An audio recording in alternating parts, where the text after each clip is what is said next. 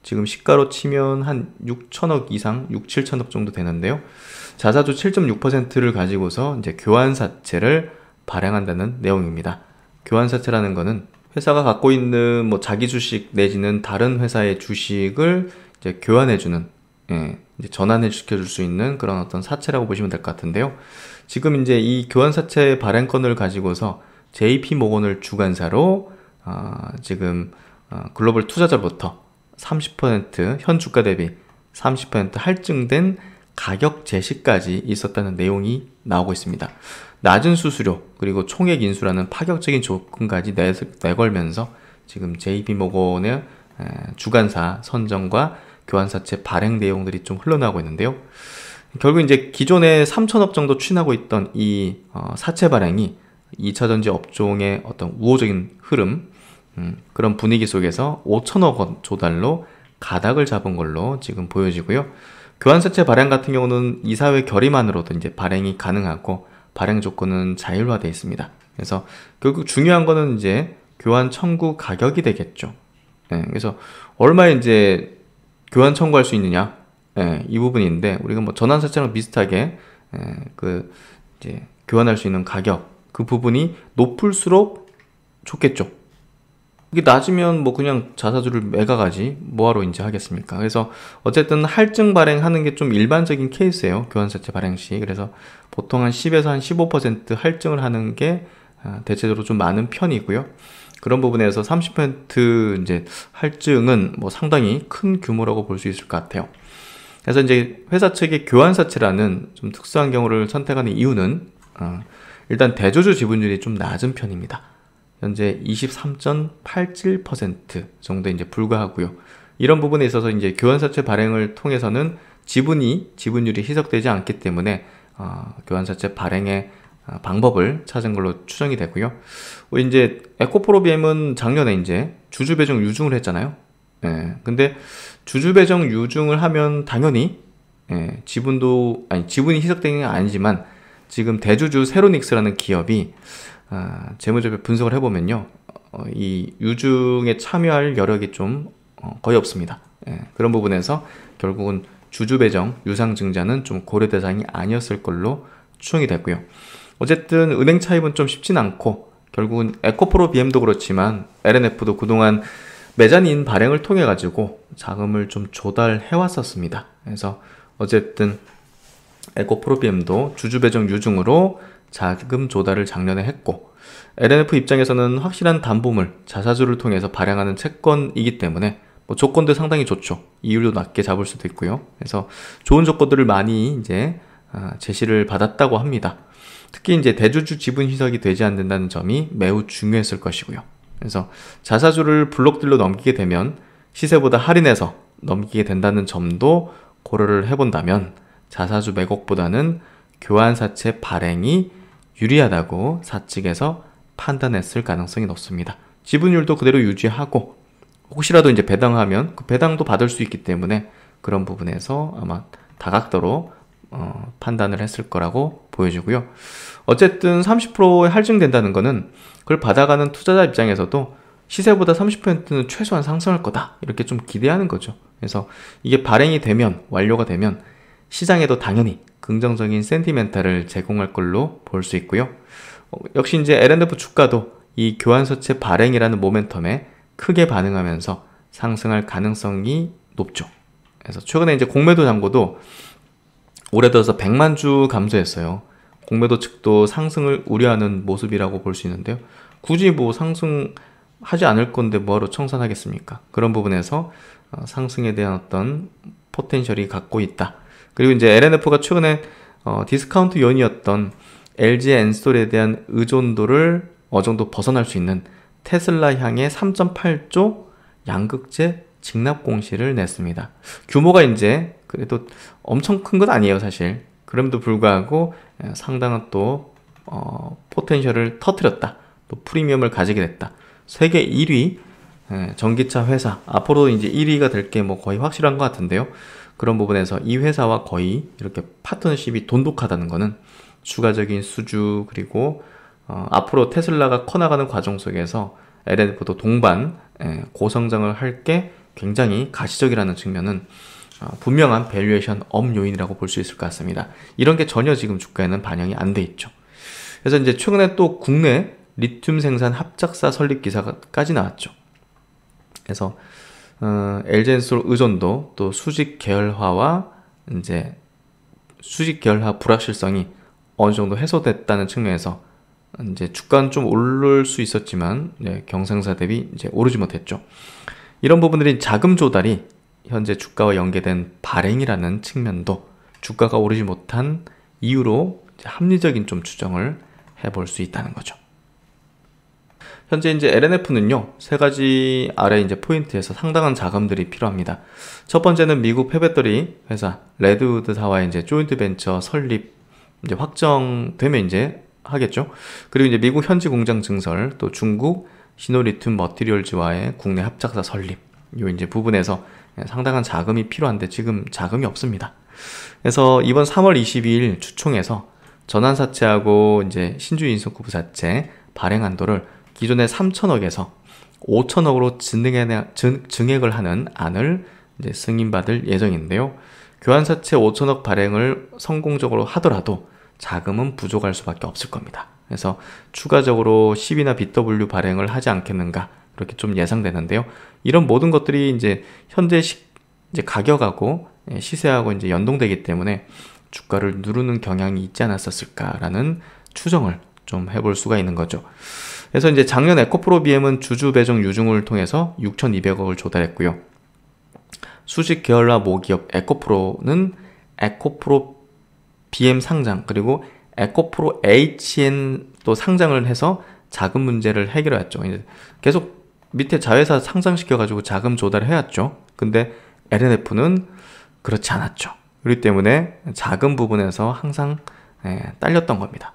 특히나 이제 또 에코프로 또 자회사 에코프로 머티리얼즈가 조만간 또 이제 기업 가치 한 3조 원 예상되는데 전구체 기업이죠. 상장 예정에 있단 말이에요. 이걸 통해서 또 에코프로는 또 자금 조달을 또 잘 된단 말이죠. 그래서 이런 이제 프리미엄을 이제 주가에 좀 반영했던 거죠. 에코프로 그룹은. 그래서 이제 LNF도 이런 부분에 있어서 자금 조달 이슈를 해결해서 원활하게 합작사 설립이 공식화된다면 결국 이 수직 계열화 미비의 디스카운트를 어느 정도 해소할 수 있을 거고요. 그런 기대감이 결국은 자금 조달과 함께 주가 상승으로 반영될 가능성이 있습니다. 지금 테슬라하고 막 이렇게 파트너한 거는 프리미엄 요인인데 주가에 반영이 전혀 안 돼 있죠. 최근 이제 근거 없는 악재성 루머도 많이 양산되고 있는데요. 주가 안 올라가니까 당연히 루머가 양산되는데요. 교환사채 그리고 전환사채, 신주 인수거부 사채에 유리한 발행을 위한 시세 조정성의 액션이 아닐까라는 개인적인 좀 추정을 해보고요. 가능성을 추정해보고요. 어쨌든 LF 주가가 좀 못 갔던 이유, 자금 조달 이슈의 부분이 해결된다면 주가는 어느 정도 좀 상승하는 그리고 신고가를 내는 흐름으로 가지 않겠는가 이렇게 좀 추정을 좀 하고 있습니다. 한번 이 부분 참고해 주시면 좋을 것 같고요. 그래서 오늘 2차전지 업종 내에서 이제 주가 차별화가 심했는데요. 뭐 에코프로 또 이제 에코프로 BM 그리고 에코프로는 이제 조정을 좀 받는 흐름을 보였다 이렇게 보시면 될 것 같습니다. 2차전지 업종 내에서 이제 보시면 아랫단에 있는 기업들도 이제 점진적으로 좀 올라오려는 흐름들 내는 것 같고요.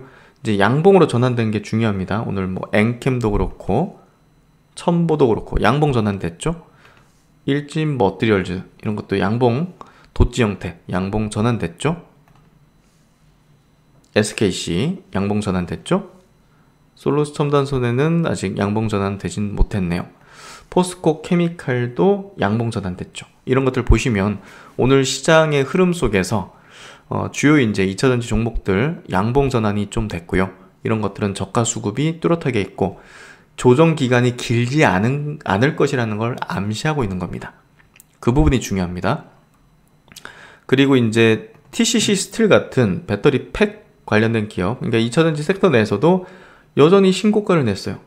신고가 내는 종목이 있다는 것 자체는 이 업종 살아있다는 것을 확실히 보여주는 근거입니다. 그래서 이런 부분들을 우리가 좀 중요하게 체크하고 2차전지 업종은 뭐 당연히 끝난 건 아니고 다시 또 움직일 것이다. 또 이제 전고체 배터리 또 대장주 볼 수 있는 이수화학도 보시면 이제 어제 음봉이 굉장히 컸는데요. 오늘은 양봉으로 완전 올려쳐버렸어요.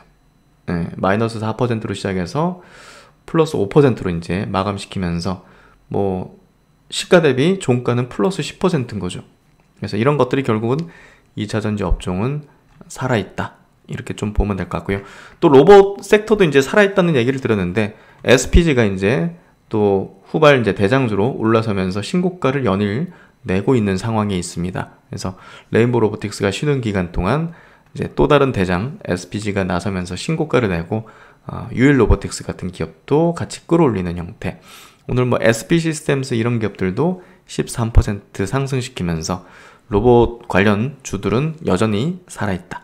순환성으로 돌아가면서 움직이고 있다. 이렇게 좀 해석을 하면 될 것 같습니다. 그 외에는 오늘 뭐 대부분의 업종이요, 뭐 좀 많이 빠진 편입니다.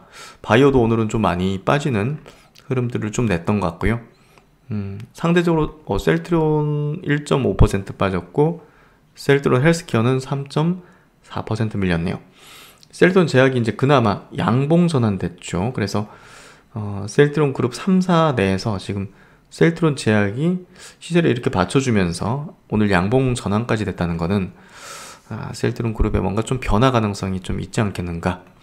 삼성 바이오로직스도 오늘 플러스로 전환되고 양봉 전환됐죠. 이런 부분들이 바이오 업종도 그 다음 후속적인 어떤 섹터로서의 어떤 가능성을 계속 보여주고 있다는 것을 암시하고 있습니다.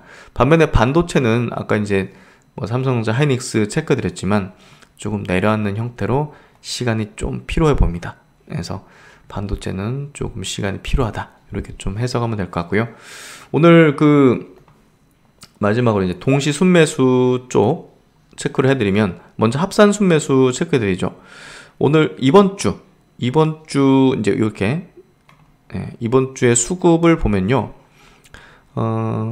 합산 수급입니다. 외국인 기관의 합산 순매수 쪽에서는 삼성 SDI가 외국인이 거진 3천억을 순매수했습니다. 그래서 합산 순매수 1위 기업이었고요. 2위가 LG 에너지 솔루션이었습니다. 합산으로 1,500억. 그 다음에 3위가 SK 이노베이션이었습니다. 940억. 또 포스코 케미칼이 4위 910억. LG화학이 820억 5위였습니다. LG화학도 이제 2차전지 소재, 양극재 업체로 이제 볼 수 있겠죠. 그래서 지금 이번 주 외국인 기관 합산 순매수 5위권 종목이 모두 2차전지 종목이었습니다. 그래서 이 2차전지 종목들이 시장의 어떤 조정, 이번 주 내내 이제 조정을 보이잖아요. 이렇게 코스피 코스닥. 그럼에도 불구하고 수급 구도상 이렇게 메이저가 거의 쓸어 담다시피 하는 수급을 보였다는 것은 2차전지 업종은 간다는 거죠. 조금 쉴전전 간다는 거죠. 그래서 그 부분을 좀 보여준 흐름이었다. 오늘 동시 순매수 쪽도요. 뭐 LG엔솔, SK이노베이션, 포스코 케미칼 이런 기업들이 순매수 상위에 포진돼 있고, 셀트리온 헬스케어, 셀트리온 제약 같은 또 셀트리온 그룹도 순매수 상위에 올라 있습니다. 코스닥 넘어가면 뭐 셀트리온 그룹이 1, 2위를 차지하고 있고요. 나머지는 뭐 약간 좀 개별주 성격의 종목들 중심이었던 것 같네요. 아이고 잠시만요. 당일이니까 제가 체크를 잘못했네요. 당일 이제 동시 순매수 쪽은 LNF가 1등이네요. LNF가 오늘 코스닥 1위, 셀트리온 제약이 2위였습니다. 동진세미캠이 최근에 좀 낙폭을 보였는데요. 오늘은 좀 돌리는 흐름과 수급을 좀 보여주는 모습. 그래서 이런 흐름을 좀 보여줬습니다. 그래서 이번 주 시장 흐름은 뭐 완연하게 좀 조정 성격을 보이는데요. 그럼에도 불구하고 주 후반 특히나 이제 오늘 같은 경우 2차전지 업종에서 이제 그 다음으로 이제 주도권을 쥘 그 다음 대장주군들은 메이저의 수급이 유입이 되면서 양봉 전환 내지는 플러스 전환돼서 다음 주 흐름을 좀 좋을 걸로 예상해 볼 수 있게 했던 것 같습니다. 하여튼 뭐 한 주 엎치락뒤치락, 특히나 이제 매크로적인 어떤 이슈도 또 나왔고, 또 선물 옵션 동시 만기도 있었고, 하여튼 뭐 이번 주는 이슈가 좀 많았던 것 같은데요. 그래도 시장이 꺾이진 않고요. 조정의 어떤 성격으로서 되고 있는 것 같습니다. 어쨌든 이런 흐름 속에서도 가장 강한 주도주를 반드시 여러분들은 잡으셔가지고 좋은 성과들을 내셨으면 좋겠고요. 그 길을 함께 가도록 하겠습니다. 네, 한 주 수고 많으셨습니다. 신박사는 또 열심히 준비해서 좋은 내용으로 뵙도록 하겠습니다. 감사합니다. 제가 처음으로 공식적인 저의 이제 차트 심리 이론 강의를 이제 이렇게 집대성해서 20시간짜리의 강의로 이제 만들었는데요. 팬 플랫폼 회사 이제 팬딩과 같이 협업을 통해서 팬딩 사이트에 강의를 올려두었습니다. 그래서 많은 분들께서 지난 가을부터 작년 가을부터 이제 들어주셨고 또 이제 많은 또 후기 남겨주셨는데요. 최근에도 한 이제 수강자 분께서 이제 올려주신 내용입니다. 신박사님의 강의를 일주일 동안 푹 빠져서 열심히 들었습니다. 주식 경험이 오래되었지만 감으로 했던 지난날을 되돌아보면서 많이 반성을 했습니다. 이제 주식 인생의 첫 번째 스승님을 모시게 되었으니 평생 가르침을 배우며 열심히 공부하겠습니다. 저는 이 부분이 좀 더 굉장히 감명 깊었던 것 같아요. 제 강의를 듣고 나서 안개가 많이 걷힌 것 같아. 주식을 처음 시작할 때 저도 그랬던 것 같아요. 뭔가 좀 이쪽 방향으로 가면 맞는 걸까? 네, 이쪽 터널로 들어가면 분명히 출구가 있는 걸까? 네, 이쪽 구름을 안개 구름을 헤치고 나가면 빛나는 어떤 세상이 있을 것인가 라는 어떤 그런 것들. 제 차트 심리 이론은 사실 이제 어떤 원리적인 부분인 거죠. 예, 우리가 어떤 뭐 종목이나 업종이나 산업이나 시장을 분석하는 거를 사실 뭐 뛰어넘어서 원리적인 작동 원리죠. 그 작동 원리에 대해서 이해를 하게 된다면 사실 굉장한 어떤 뭐랄까 자신감이라고 해야 될까요? 멀리서 이제 객관적으로 바라볼 수 있는 어떤 그 뭐 투시경, 암경, 이게 모든 걸 100% 맞출 수 있는 건 아니지만 그래도 어떤 방향으로 우리가 바라봐야 될지 시장이나 어떤 또 이제 어떤 수급 구도라든지 이런 것들을 볼 때 원리적인 측면에서 생각을 하면서 보다 더 대중과는 다른 어떤 그리고 메이저의 어떤 그 행동들 그리고 메이저의 어떤 패턴들이 어떤 방향으로 바닥을 형성하는지 아니면 고점에서 물량을 대중들한테 팔려고 올리는 건지 이걸 구분할 수 있는 거죠. 단순히 올라가는 게 좋고 떨어지는 게 나쁘고 하는 거는 단순히 그냥 대중적인 어떤 투자자일 뿐입니다. 하지만 그 속에 담겨 있는 어떤 내용들, 어떤 이면들, 어떤 원리들, 작동 원리 등 이런 것들을 좀 이해하는데 큰 도움이 되실 거라고 생각하는데요. 그게 이제 전달됐던 게 아니었을까라는 생각이 듭니다. 앞으로 평생 해야죠. 투자라는 건 평생을 해야 되기 때문에 어떤 종목으로 수익을 많이 냈다고 어떤 특정 시점에 수익을 많이 냈다고 그게 끝이 아니죠. 그게 계속적으로 활용할 수 있는 방법으로 했는지를 깨닫는 게 필요할 겁니다. 그래서 단발성으로 주식을 투자하는 게 아닌 정말 평생을 두고서 투자라는 어떤 행위를 우리의 인생과 같이 맞춰나가면서 보조를 맞춰나가면서 해나가는 게 필요할 수밖에 없습니다. 그 길을 같이 가기 위해서는 분명 시장을 움직이는 어떤 원리를 이해하고 그 이론을 바탕으로 그 원리를 바탕으로 시장을 주식을 바라보면서 분석하는 게 필요합니다. 강의 한 번으로 신박사님의 모든 기법을 알 수는 없을 것 같아서 향후 10번 정도 정독을 할 예정입니다. 신박사님만 알고 있었을 비기를 회원들에게 널리 알려주셔서 진심으로 감사드립니다. 홍익인간의 정신이 멀리 있는 게 아니라 신박사님의 강의에 있다는 것을 느꼈습니다. 라고 힘이 되게 또 올려주셨습니다.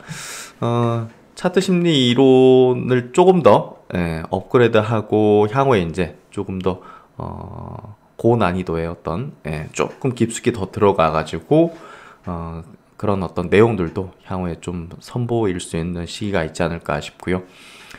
결국 이제 우리가 투자를 통해서 큰 수익을 거두는 거는 강세장인데요.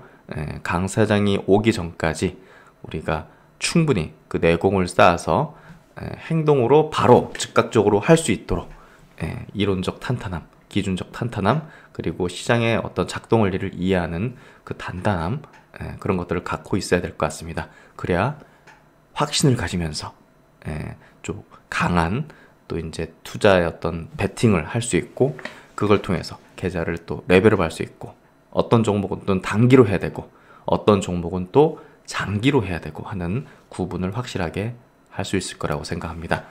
그래서 앞으로도 많은 분들께서 차트 심리로 이론을 통해서 철학적 기준을 탄탄하게 만드셨으면 좋겠다는 생각이 들고요. 강나루님께도 이렇게 또 후기 남겨주셔서 감사드리는 말씀 전하도록 하겠습니다.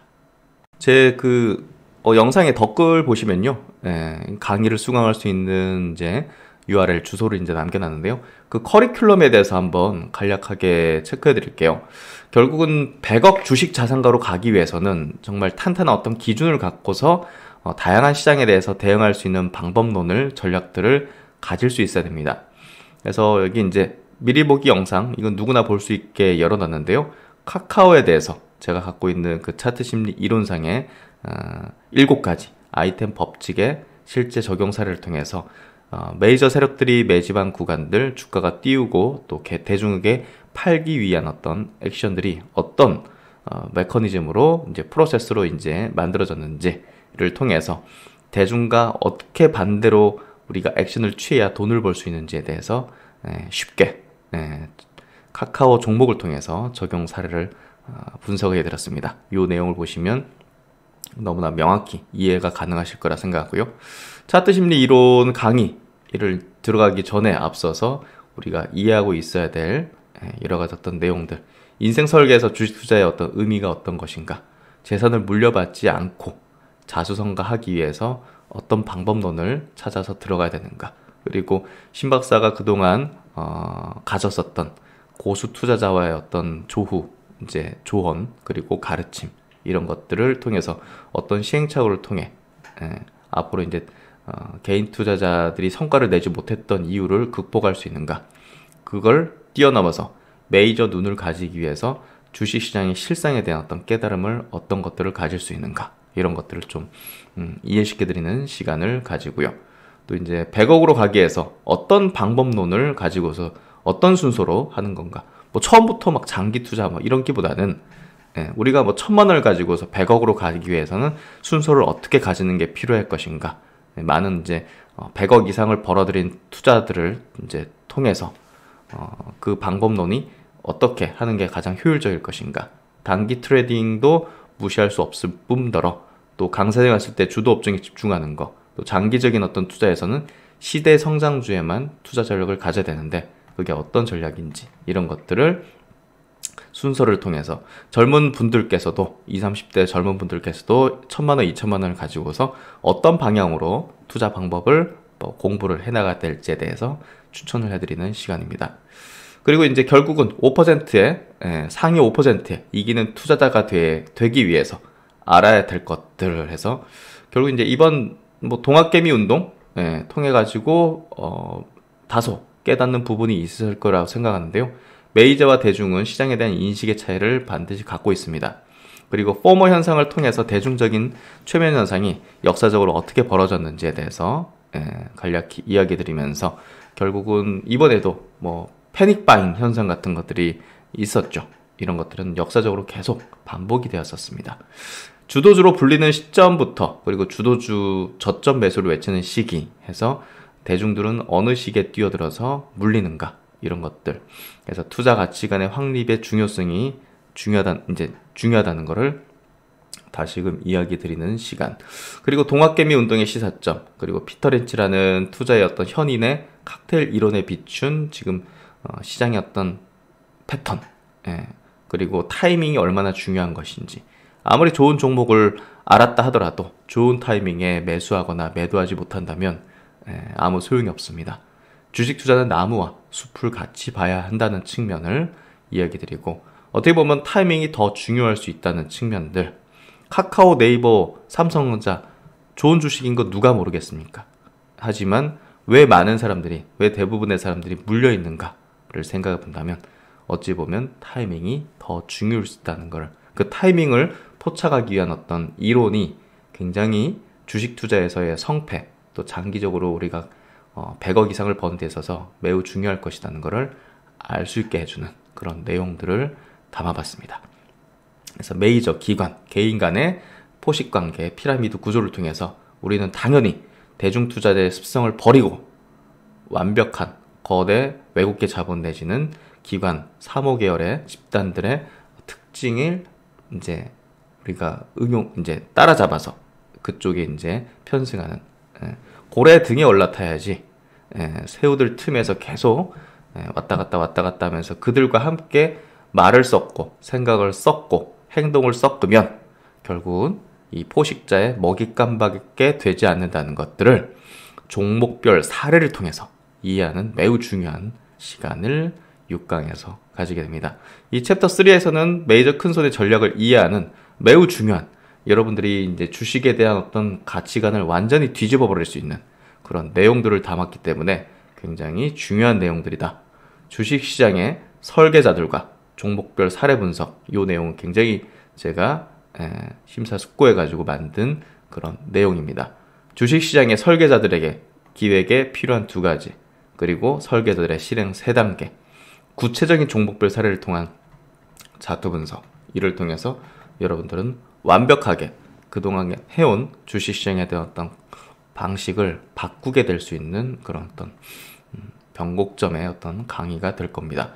그래서 이제 차트에서 배우는 메이저 큰 손들의 전략에서 개인 투자자의 단점이 드러나는 차트의 모습.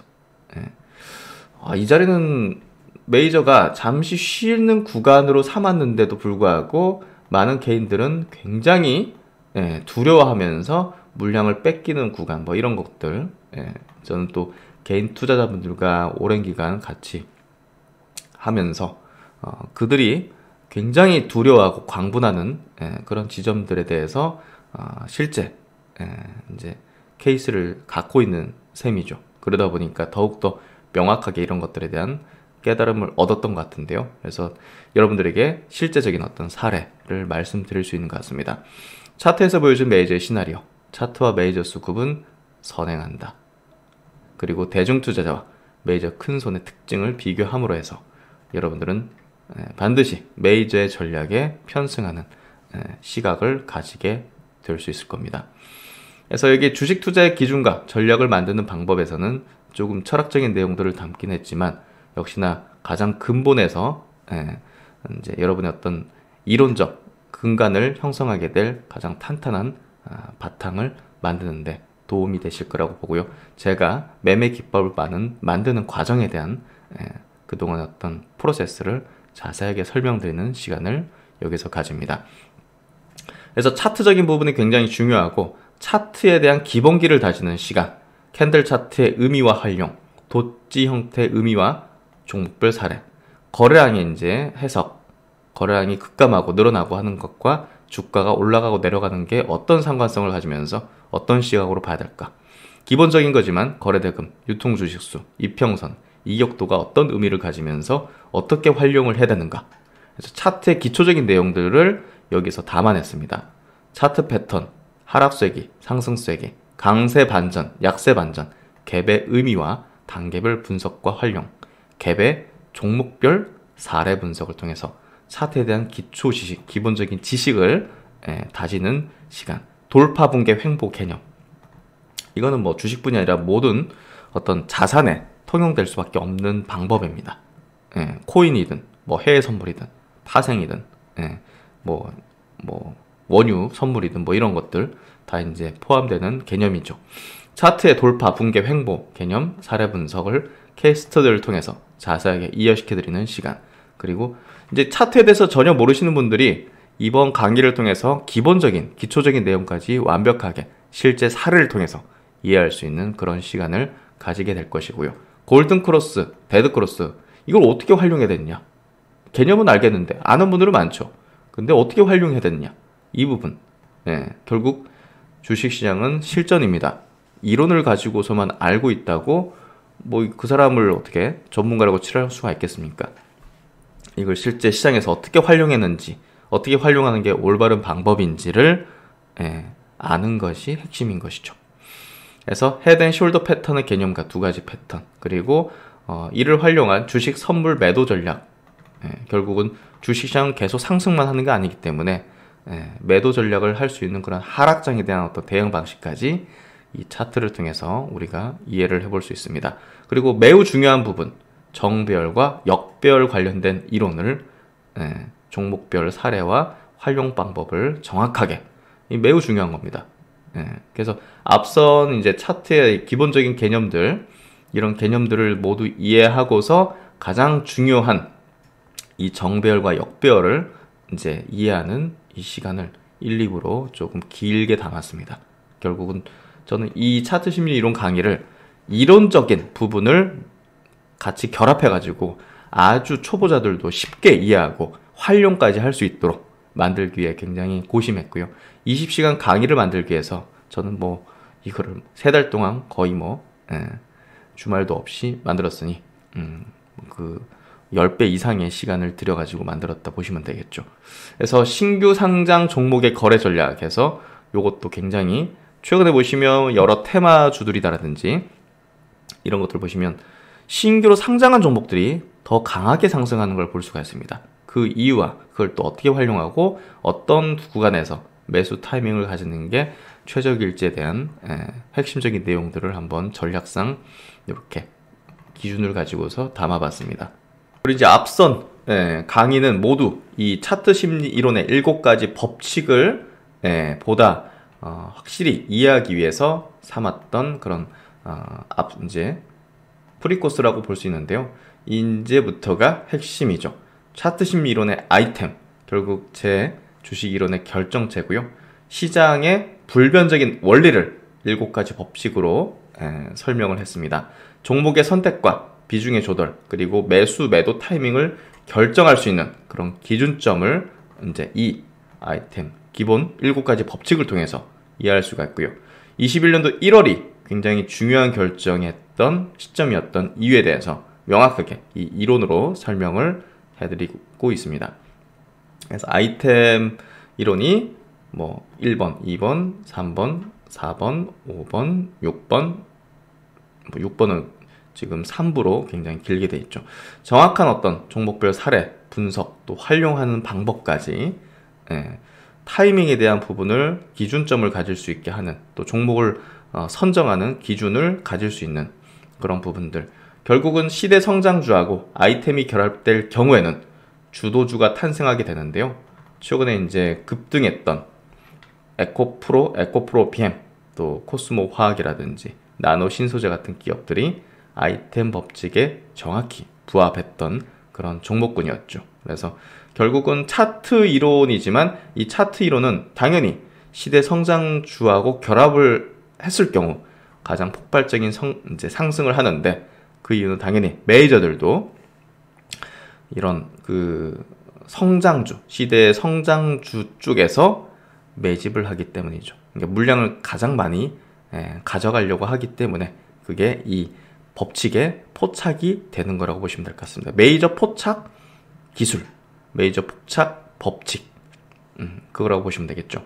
그래서 이 아이템 법칙을 통해서 21년도 1월달 셀트론 그룹에 대한 매도 의견을 드렸던 이유였는데요. 이거에 대해서 자세하게 설명을 하고 있습니다. 매도 결정의 근거는 당연히 차트 심리 이론이었고, 대중적인 반응을 통해서 천정권의 시그널을 파악을 했었고, 셀트론 헬스케어와 제약의 시작의 끝은 아이템의 출현이었다는 점.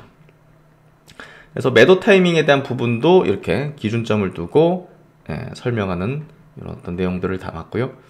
그리고 중기 추세 하락을 시작하는 어떤 패턴들, 이제 전환점들, 그리고 바닥을 형성하고 이 바닥에서 이제 상승 추세로 전환하기 전에 나타나는 현상들, 이런 것들을 자세하게 과거 사례를 통해서 설명을 드렸습니다. 이를 통해서 여러분들은 최근에 시장이 바닥점을 형성하고 있었고 추세의 전환점을 만들고 있었다는 것을 이해하실 수가 있고, 저희 이제 멤버십 회원분들께서는, 강의를 수강하신 분들께서는 그게 이론적으로 이해가 되셨기 때문에 강하게 투자를 하실 수 있었을 거라고 생각합니다.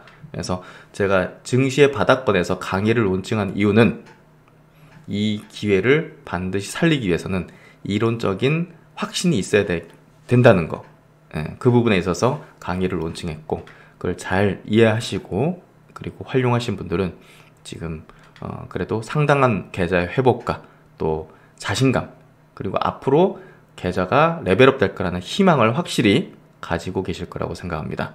그런 부분에 있어서 결국은 차트 심리 이론은 여러분들에게 희망과 또 계좌 레벨업을 통해서 자산가로서의 어떤 길을 갈 수 있다는 그런 어떤 확신을 가질 수 있다는 거죠. 그래서 주도 업종 집중 투자 전략은요, 결국은 주도주에 집중 투자를 해야 된다. 그래서 최근에 2차전지 업종이 신고가 흐름을 내는데요. 뭐 저희는 당연히 이거를 미리 감지했고 미리 포착을 했고 차트 심리 이론에 의해서 이해를 했기 때문에 많은 분들께서 수익을 내고 계신 거라고 봅니다. 그래서 결국은 낮은 지점에서 주도주 선침의 전략을 위해서는 이 주도 업종의 집중 투자 전략을 이해를 하고 있어야 된다. 그래서 그 뒤로 이제 실전 투자 활용에 대한 설명들을 이렇게 또 이야기를 드리면서 총 20시간에 걸치는 20시간을 넘는 차트 심리 이론의 강의를 이렇게 좀 올려드렸고요. 이 내용을 통해서 여러분들은 확실한 자신감 그리고 희망, 100억 주식 자산가로 갈 수 있다는 그런 로드맵을 스스로 만들 수 있을 거라고 봅니다. 그 동행길 신박사가 같이 하도록 하겠습니다.